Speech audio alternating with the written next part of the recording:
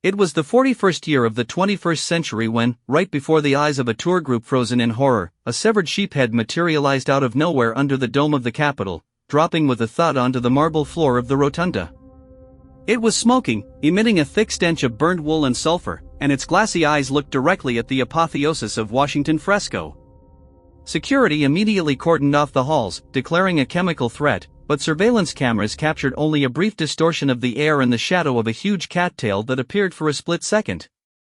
At that moment, deep within the building where senators decided the fates of the world, the old granite floor tiles suddenly became warm to the touch, as if an invisible underground bonfire had ignited beneath them. Panic among the tourists grew with every passing second as the heavy, suffocating odor spread through the majestic hall. People pressed handkerchiefs and clothing to their faces, trying to protect themselves from the acrid vapor that seemed to penetrate through their very skin. The marble tiles underfoot continued to heat up, and a strange, pulsating warmth could already be clearly felt through the soles of their shoes. The white marble statues of the founding fathers in the dim light of the halls looked like sinister, silent witnesses, whose stone faces seemed distorted in a grimace of age-old horror before an unknown power. The officers of the Capitol Police acted according to protocol, but their hands shook noticeably as they tried to record the coordinates of the anomaly. The evacuation took place in complete darkness, as the automatic protection system suddenly cut off power to all the upper tiers of the historic building. The only sources of light were the dim emergency lamps, which flashed on and off, catching the silhouettes of frightened people out of the darkness. In this frantic dance of shadows, it seemed to many that the huge painted figures on the ceiling fresco began to move slowly, as if trying to step down from their heavenly pedestal. The rustle of hundreds of footsteps mingled with a strange, low rumble coming from somewhere deep underground, as if an absolute, giant creature, awakened from a long sleep, was stirring down there in the impenetrable depths. Beyond the Rotunda, in the labyrinths of endless service corridors, the situation was becoming even more threatening. The ancient parquet floors in the offices of congressmen began to crackle quietly, and the century-old dust that had accumulated behind the heavy drapes ignited with microscopic sparks. Mobile networks and government radio communication signals completely disappeared, leaving the security detail in absolute isolation from the outside world. All attempts to call for reinforcements or contact city rescue services ran into a solid, deafening hum in the headphones, resembling a guttural cat purr amplified thousands of times by powerful military transmitters. One of the oldest security employees, who was on duty at the entrance to the crypt, later insisted that he had seen something more than just a shadow at the moment the head fell. Through the translucent veil of hot air, two huge, phosphorescent green eyes stared at him, burning with primal, pure hatred. The creature did not make a single sound, but its very presence forced the experienced officer to his knees from a sudden attack of inexplicable, paralyzing fear. The smell of sulfur became increasingly concentrated, mixing with an old, barely perceptible scent of raw meat, which had no business existing in the clean government halls. When the last frightened visitors left the Rotunda, the huge oak doors slammed shut behind them on their own, blocking the exits. Inside the deserted hall, an unnatural, ringing silence fell, broken only by the quiet hissing of cooling blood on the floor. The severed head of the animal slowly dissolved in the air, turning into a thick black ash that covered the historic reliefs and inscriptions in a thin layer. On the fresco under the very dome, right above the site of the incident, the face of the first president of the United States now seemed covered with a fine mesh of black cracks, as if the stone could not withstand the onslaught of the awakened ancient curse. The official investigation reached a dead end, and that was when the chief archivist of Congress, a man who knew every single inch of the dungeons, was brought onto the case. He descended into the deepest, most forgotten cellars, to the very place where an enormous army bakery and a temporary slaughterhouse had been located during the Civil War of the 19th century. The walls here still kept a barely noticeable layer of century-old soot and the deeply embedded smell of rancid lard. The man flipped through the yellowed diaries of bakers from the year 1862, in which they described with horror the giant rats and a strange black animal feasting on the rotting remains of rations right beneath the legislative chamber. The records claimed that this cat was not a living creature, but rather a concentrated embodiment of national pain, swelling to the size of a monster before each great tragedy of the country. The archivist's footsteps echoed hollowly in the damp granite corridors extending deep beneath the foundation of the Capitol. The darkness here felt tangible, heavy, reluctantly parting before the dim beam of his flashlight. The further he advanced into the depths of the abandoned tiers, the stronger the smell of stale decay became, mixed with a faint aroma of burnt bread. Time seemed to have stopped in these abandoned catacombs, preserving the grim atmosphere of the 19th century, when the young republic was splitting in two right above the soldiers' heads. The archivist ran his fingers over the ancient brickwork, feeling a strange, barely perceptible vibration coming from the stones, like the fading heartbeat of a huge, weary world. The man settled at a decaying wooden desk in the former office of the quartermaster service, where chests containing archival documents of the War Department were piled. Carefully, trying not to damage the fragile pages, he flipped through the personal diaries of the bakery chief. Every line, written in an uneven script by the light of a kerosene lamp, breathed with an authentic, paralyzing fear of the unknown beast. The bakers complained that ordinary poison did not affect the giant rodents breeding on the heaps of rotting army provisions. However, the real horror for the men exhausted by hard labor was caused not by the hungry swarm of rats, but by a huge, coal-black cat that appeared silently among the flour sacks and devoured the carrion. According to the yellowed reports of the quartermasters, the animal grew at an incredible speed, increasing in size with every new bloody battle on the fields of Virginia. Ordinary bullets flew right through its ghostly body, leaving only fleeting sparks and a sharp smell of sulfur smoke in the air. The bakers swore that the monster fed not so much on meat as on the very atmosphere of despair reigning in the besieged and fractured nation. On a certain day in 1863, the monster swelled to the size of a full-grown bull, blocking the main passage to the supply stores with its body. Eyewitnesses described its eyes as two burning green bonfires that reflected images of future conflagrations. The archivist found another document deep within the chest, dated to a later period, which described similar eyewitness accounts. The ghostly silhouette invariably returned to these cellars every few decades, precisely before the country was shaken by large-scale cataclysms. Pages from the year 1898 mentioned a strange creature spotted by workers just before the explosion of the battleship in Havana Harbor. Records from the early 20th century also contained vague hints of a black shadow appearing in the corridors shortly before the superpower entered a destructive world war. The beast grew, absorbing the fear of millions of people, and became tangible. The researcher leaned back in his chair, feeling cold sweat roll down his spine from a terrifying realization. All historical evidence converged at a single point, indicating a direct link between the size of the mystical cat and the scale of the impending disaster. If now, in the 41st year of the 21st century, the creature was able to materialize a smoking head right in the rotunda, it meant its power had reached its historical peak. The archivist realized that the dungeons of the capital had all this time served as a kind of incubator for the monster, which was nourished by the energy of political intrigue and hidden wars. Something so terrible was approaching that past tragedies might seem like a mere prelude. The archivist continued his research, cross-referencing the historical dates when the feline silhouette had been spotted in the corridors. The beast had been seen on the eve of Lincoln's assassination, before the stock market crash in the year 1929, and in September of the year 2001. With every passing hour, the ominous signs multiplied throughout Washington as birds dropped dead onto the lawns in front of the Capitol, and the hands of the ancient clocks in the congressional chambers began to spin furiously backward. The researcher realized that the appearance of the smoking head was no prank by extremists, but a final warning that the ancient ritual of national cleansing through catastrophe had been launched once more. He tried to get through to the security chiefs, but his reports were dismissed as the delusions of a man mad from overwork. A suffocating atmosphere of fear gradually blanketed the entire government quarter, penetrating even the thick walls of white marble. The water in the fountains near the plaza suddenly took on a rusty hue and began to exude a faint, metallic odor reminiscent of fresh blood.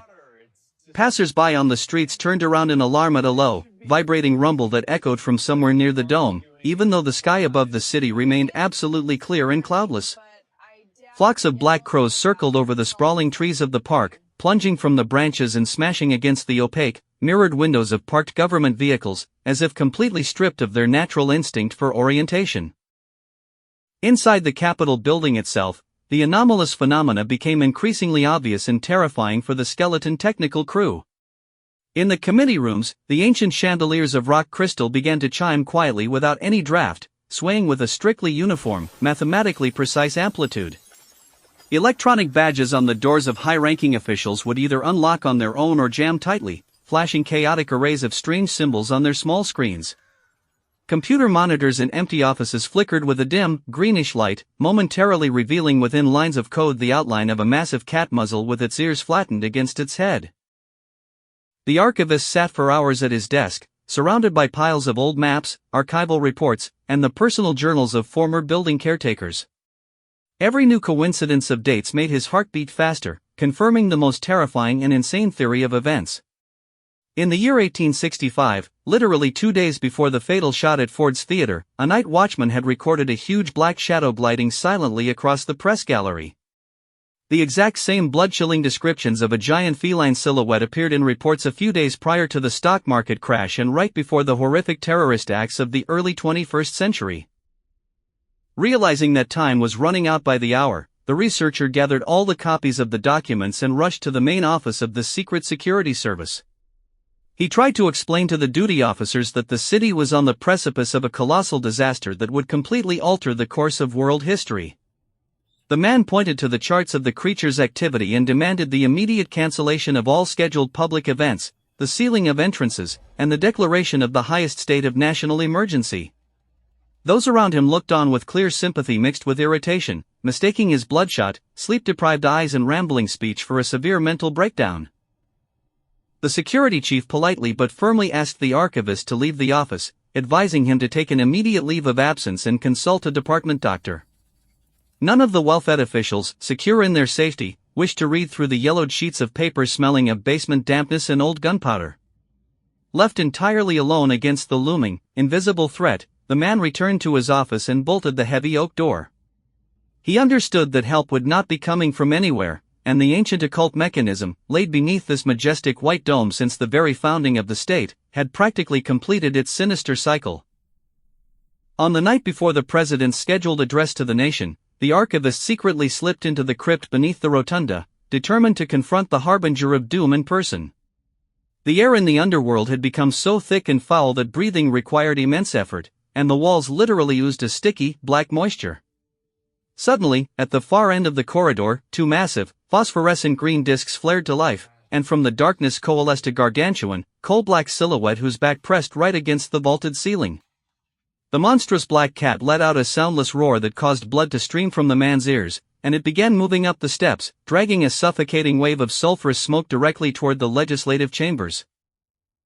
Each step of this demonic entity echoed with a low, visceral rumble through the very foundation of the building, causing the century-old granite blocks to shudder. The man pressed his hands over his ears, feeling the warm blood trickling down his fingers, but the gesture could not drown out the horrific mental vibration tearing at his consciousness from within.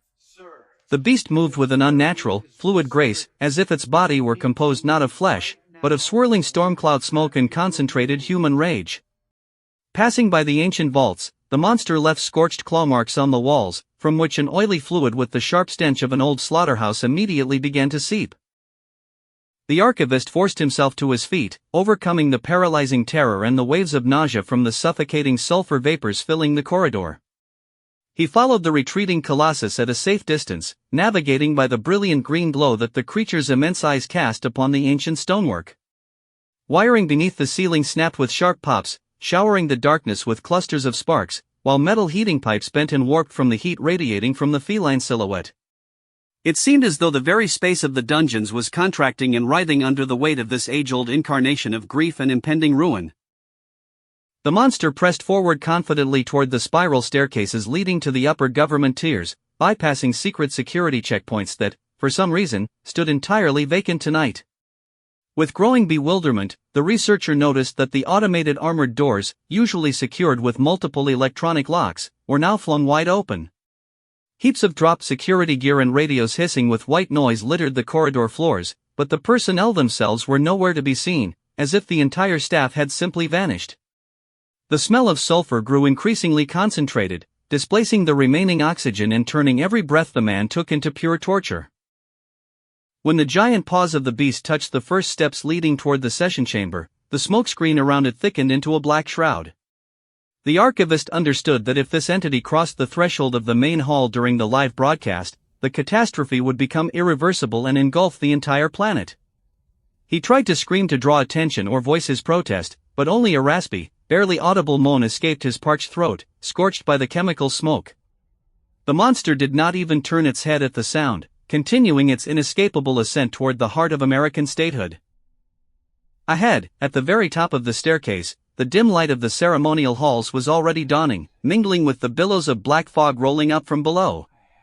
The shadow of the cat expanded, filling the entire space of the passage and causing the century-old soot on the walls to stir like myriads of tiny insects coming to life. The man kept scrambling up the steps, gripping the hot railings with his hands and leaving tracks of his own blood upon them. He was utterly determined to witness the finale of this nightmarish mystery, even if this step proved to be the last in his earthly life, for the solution to the century-old secret of the Capitol lay just beyond the next door. When the monster reached the rotunda, its silhouette merged with the shadows of the great statesmen of the past painted on the walls. The archivist, who had followed close on its heels, froze at the entrance to the main hall, expecting to see the beast unleash its wrath upon the gathered politicians and destroy this symbol of American power. Yet, instead of attacking, the massive, ghostly cat slowly sank to its knees before the rostrum, like a loyal servant before its masters. High-ranking officials and legislators sitting in their chairs did not move an inch out of fear, their faces remained completely calm and emotionless in the gloom. Gripping the doorway with trembling hands, the witness to this unthinkable scene could not believe his own eyes. The space of the vast legislative chamber was drowning in a thick, purple twilight, through which the beams of hundreds of television cameras prepared for the live broadcast faintly pierced. Heavy, oily flakes of soot floated in the air, but not one of the hundreds of congressmen present even attempted to wave them away or cover their airways with a handkerchief. Men and women in sharp, expensive suits sat with perfectly straight posture, fixing their motionless, glassy stares upon the rostrum, at the base of which the mystical offspring of the underground slaughterhouse now submissively lay.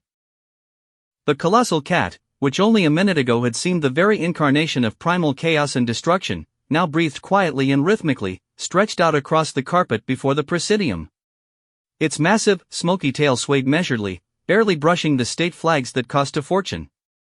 The phosphorescent green glow of its eyes had noticeably dimmed, replaced by a steady, almost hypnotic radiance that was reflected in the pupils of the senators sitting in the front row.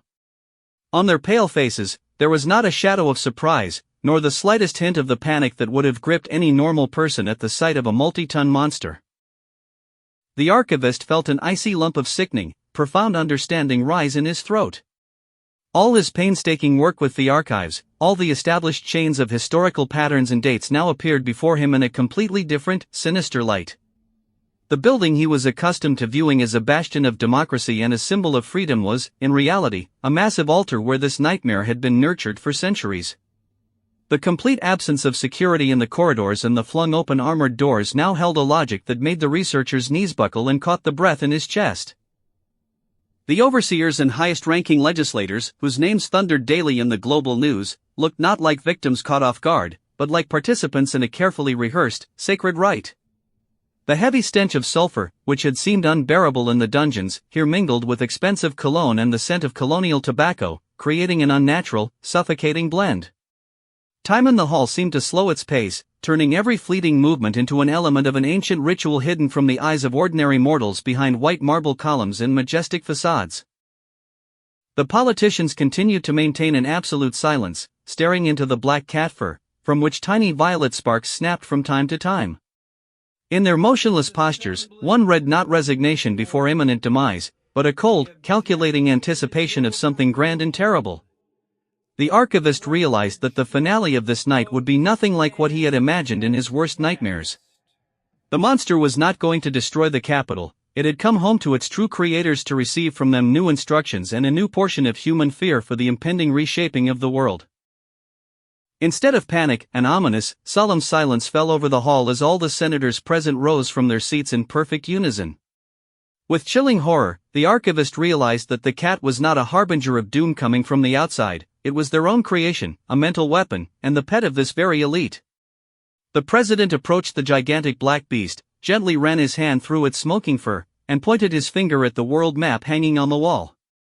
In that exact second, the monster dissolved into thin air, departing to execute the will of its creators, leaving the witness standing in the empty corridor with the realization that all the major catastrophes of humanity had for centuries been engineered right here, under this majestic white dome. The rustle of hundreds of heavy chairs pushed back simultaneously sounded like a funeral knell for the researchers' final illusions. The faces of the politicians, illuminated from below by the deathly green glow of the cat's eyes, looked like masks carved from cold, bony porcelain. In their movements, there was not a single drop of human spontaneity, only a frightening, mechanical synchronicity refined by decades of secret meetings under the cover of night. The monstrous, ghostly silhouette by the rostrum purred contentedly, and this sound caused the crystal pendants of the chandeliers to vibrate in time with the sinister pulse beating in the very heart of the American superpower.